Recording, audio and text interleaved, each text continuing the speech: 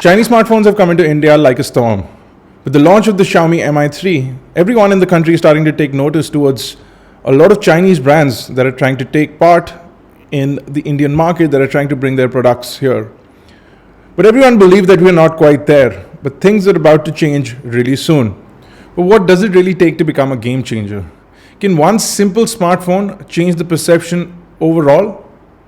It seems like this is one of the most awaited smartphones for the Indian market, and they're ready to launch in India.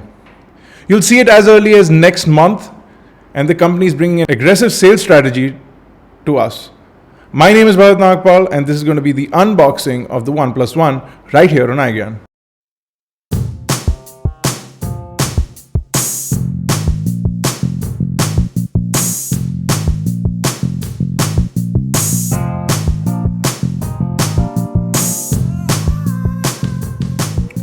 The OnePlus One comes with really unique packaging. You get a small box which houses the charger, and you get a big box which basically houses the phone and the charging cable. Let's go ahead and look at the box of the charger. Very simplistic, minimal packaging. The quality of the packaging is really fantastic, and the charger looks really good as well. You have the USB port on one side as well as your wall outlet prongs on the other, and basically that's it for the box of the OnePlus One charger. Now this is what the cardboard box looks like, and it comes with this fantastic corrugated sort of packaging on it. But once you open this up, you get the real device or the real package inside of that, and this is what the main box of the OnePlus One looks like. Let's go ahead and unbox it and see what all we get inside the box. So you slide out the box like so, and you can see the OnePlus logo on the inside along with the color of the company or the brand. You open it from the left side, and there you can see the phone sitting in all its glory. Now this is the phone that everyone's been waiting for, everyone's been raving about, and we've got the 64GB Sandstone variant. I can tell you right off the bat that it feels fantastic in the hand. But I'm going to put it to the side for the time being, and I'm going to look at what else is inside this packaging. And it seems that it's been tossed around, but you get a really nice SIM removal tool inside a rubber sort of packaging that you can basically attach to a keychain if you want. So you can always have a SIM removal tool on you in case you need it. So you have this really nice sort of keychain hook that comes onto it.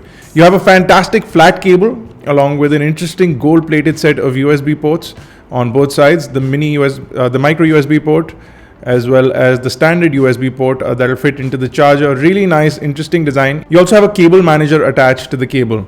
So I'm going to put the box to the side for the time being, and it's time to look at the device itself.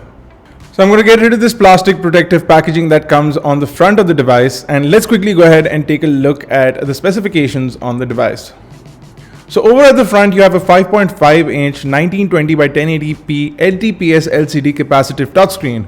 Now this gives it a total of 401 pixels per inch, which is fairly impressive for the device. You get 10-point multi-touch input, and you also get Corning Gorilla Glass 3 on the device. Over at the front, you also have a 5-megapixel front-facing camera. On the right side of the device is the power button, and on the top is the secondary noise cancellation microphone along with the 3.5mm headphone jack. On the left of the device is the volume rocker along with the SIM card tray, and at the bottom is the micro USB charging data syncing port along with the main microphone and stereo speakers.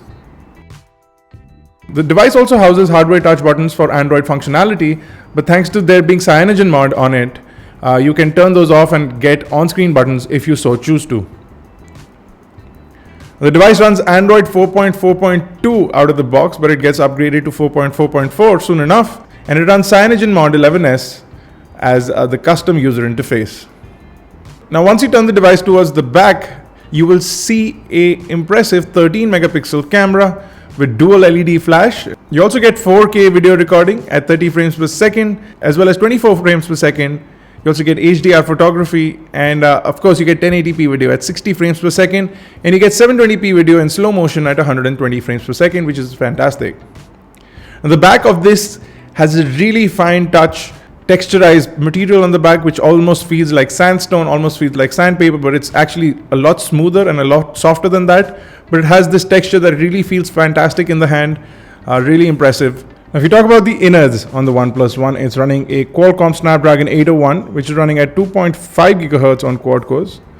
You get Adreno 330S graphics, and you get a 16 gigabyte along with a 64 gigabyte storage capacity, and you get 3 gigabyte of RAM. Battery life is also pretty impressive, and you get a massive 3100 milliamp hour battery, but it's a non-removable battery. Let's go ahead and turn this guy on and see what the user interface looks like. Now, from the moment you turn on the OnePlus One, you'll start to see animations and effects to the order of CyanogenMod. The custom theme that they've installed on the device is really nice and very pleasant to the eye.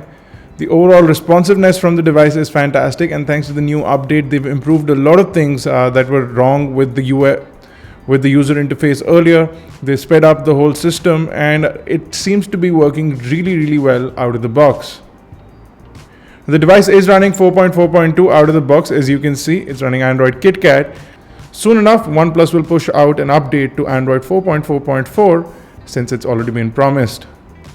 Now, because the device is running CyanogenMod, you can download and install themes. These are purchasable, and you get a bunch of free themes as well, which you can choose from. You can really customize the user interface as per your requirements thanks to the launcher. You can also customize your home screen, your lock screen, again, as per your requirements, making this device a truly custom experience.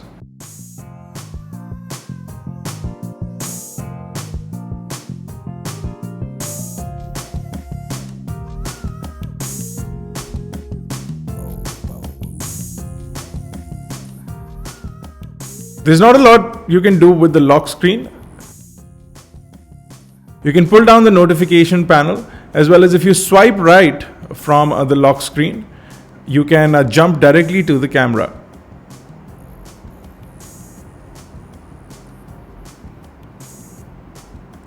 If you talk about the camera user interface is fairly simplistic. You do get a lot of options for your camera, choosing the image quality, the touch focus duration, the number of images you want in your burst. All those things can be customized and set according to your requirements and according to your photography needs. We'll get more into detail of the camera when we are reviewing the camera on the device. The overall skin and the user interface is really fast and responsive. You can customize your application drawer as per your requirements. Again, you can change the effect, and you can change the way you sort the applications in terms of when you installed it, or your own alphabetical order as well. So you can customize that in your own fashion. You do get a bunch of preloaded applications like the audio effects application that lets you change and tweak around the equalizer on the device.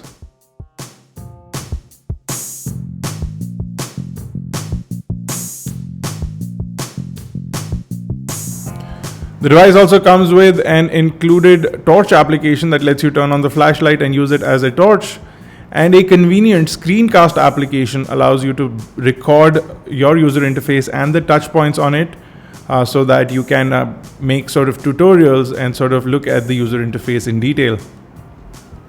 Now, since this uses Chrome as the main browser, it's fast and responsive, and it loads up websites without any issues. Panning, scrolling, zooming in, pinching out, everything seems to work flawlessly, and we're pretty happy with the overall first-hand experience with the OnePlus One. I don't think we'll have any complaints with this device going forward.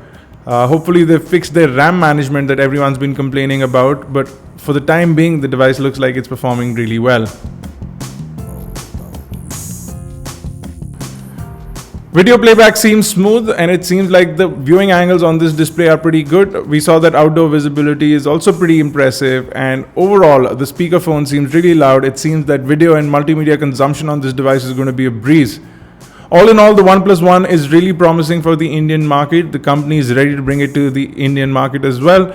But fret not, in case you can't wait enough, we're going to be giving away 10 invites for the OnePlus One. So in case you have the ability to order a OnePlus One to the United States and get it back to India, You can do that, or if you live in the United States itself, you can order a OnePlus One. So this is going to be a global giveaway, and we're going to launch it right at the end of this week, along with our long-awaited Xiaomi Mi 3 giveaway. So stay tuned for that. Give this video a thumbs up and subscribe if you already haven't to learn about the giveaway. This has been Bharat Nagpal. Check us out on igyan.in, catch us on Facebook, Twitter, Google+, and make sure you subscribe to us on YouTube, youtube.com/igyan, youtube.com/igyan TV for igyan Networks. This has been Bharat Nagpal. Thank you guys for watching.